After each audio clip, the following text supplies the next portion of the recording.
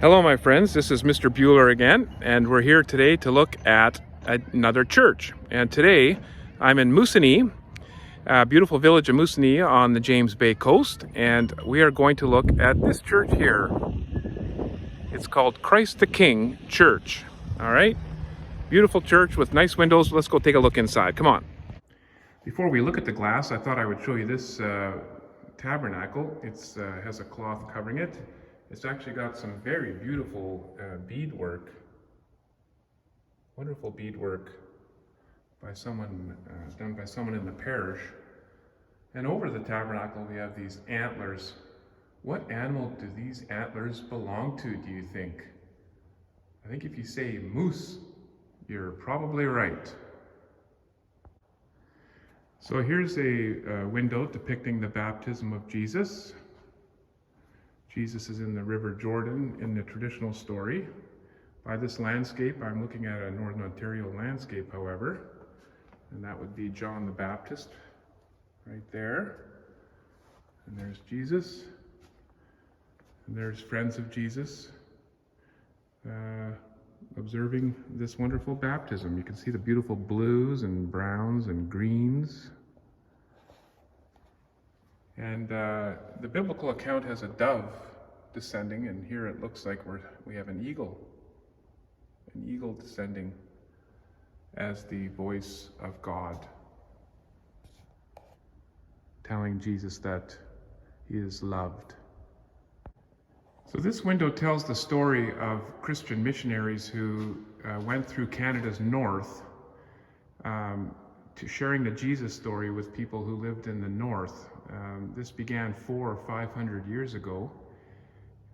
It was a very strange time because cultures were meeting one another, colliding into one another that had never met. It was a very strange time. Some of you may have heard of the Hudson Bay Company. They set up fur trading forts on the James Bay, which were responsible really for opening up a lot of Canada with the people with whom they traded up the river systems right into the Canadian prairies, so I have read. And here we see people listening to the Jesus story from this faceless missionary. There's an owl up there listening in, and there's the fox, a beautiful animal, the fox. There's some rabbits and a raccoon. This artwork, by the way, is done by an Indigenous artist by the name of Kina. So this window in some ways closes a circle, my friends, to the last window we just saw, where the missionary is sharing the Jesus story with people maybe 400 or 500 years ago. Here we see a First Nations chief with an eagle feather blessing Pope John Paul. And this Pope John Paul visited Canada in the 1980s. And met with a number of people from the coast at a retreat center further south. So here's the Pope receiving a blessing from this chief. We can see witnesses, of course, on both sides. And what else do we see? There's a goose overlooking the scene, which is, to me, an image of comfort. And here we have, again, the eagle, the grace of God descending through the form of an eagle. This window here, tells the story of that you find in the Bible of the miracle of the fish, it's sometimes called, where Jesus went out with his friends after they had had a difficult night fishing, and with a little bit of faith, they are able to find success. Now, the apostles in this picture, most interesting in this case, are women. And my understanding is that Kina, the artist, understood this fishing with nets to be the task belonging to women. And so here's Jesus with his friends, carrying out this wonderful miracle and having a bountiful catch of fish. So this is the Christmas story. This is a story told in two panels, really. So here we have the Holy Family, the baby Jesus, and here we have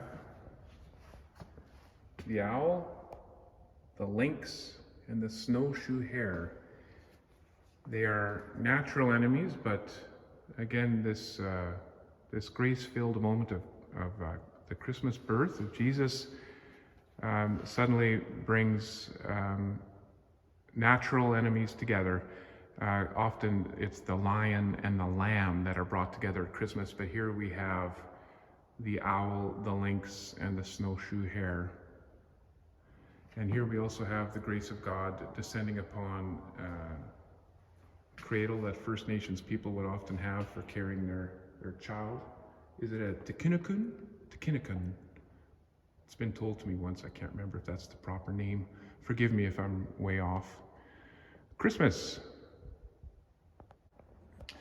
This wonderfully detailed window with lots of color is portraying the image of Saint Kteri. She was a Mohawk woman who, I think is, just under 400 years ago, traveled north from modern-day New York State into what is now modern-day Montreal.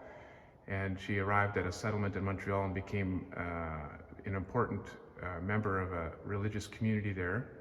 She carried with her great charisma that was noticed even in her day. One thing I like about this picture is the pumpkins at her feet. The pumpkin is a vegetable or fruit, I guess, native to North America. Pumpkins did not exist in Europe. It was an important source of food, so I've been told as well, for Indigenous people, the pumpkin. In this window we see three medallions. There's the eagle, a protecting spirit. Beneath the eagle we see a deer. This deer represented the clan of Kteri's mother. She was Algonquin. And the turtle represented the clan of her father, and he was Mohawk. So there it is, Saint Kteri. I'm going to end with three real nice stained glass windows that offer a real nice sort of finishing touch to the collection of glass windows in this church. This here is a moose, of course, beautifully done, and again, just a real nice blend of colors here, different types of greens and golden yellows and so on. I think that we see a little otter here as well. But here we go, there is the wonderful moose, and I guess we could see the moose as a real source of comfort and life, an important source of food, and a beautiful animal on top of it all that moves with a lot of grace. This beautiful window here begins with a moon, the mystery of a moon. See the beautiful blue light surrounding the moon, trees, water, and a canoe. Beautiful piece of stained glass here. A canoe is to me, the canoe is, it almost represents something like family. It's people traveling together, looking out for one another, safe with one another. And of course, you have to be able to move in the north. To not move is dangerous in terms of looking for food and finding food, and this canoe was obviously very important to help people move and move together, just like us in our families and in our schools and our communities, the canoe. On the opposite side of the church, we have this window, opposite the canoe, I mean. So we had the moon over the canoe, and here we have the sun resting over snowshoes. I know there's a few people that like to snowshoe. Again, it's an important way to move in the winter time. Looking for food, going to visit people, you name it. Okay, the snowshoe. A friend of mine yesterday, when we looked at these windows, actually also said pilgrimage. You know, we go through life. We're together in the canoe, but we're also traveling this life as unique people, and we are trying to figure out things as we go through life. And so this solitary pair of snowshoes maybe represents this pilgrimage we're all on to grow closer to God, closer to creation, closer to our neighbors, to the people we know. The snowshoe, beautiful. Well, I hope you've enjoyed looking at some of the beautiful windows in this church, Christ the King Church. It's a beautifully decorated and ornate church. It's a wonderful place to gather. This is Christ the King Church in Moosonee, and this is the front of the altar. Again, a portrayal of the Last Supper. Can you see Judas in there at all? Walking away with his bag of silver coins. He's going to betray Jesus there, but again, just beautiful wood carving and nicely painted. So Christ the King Church in Moosonee. Peace to you all, my friends. I wish you a wonderful day.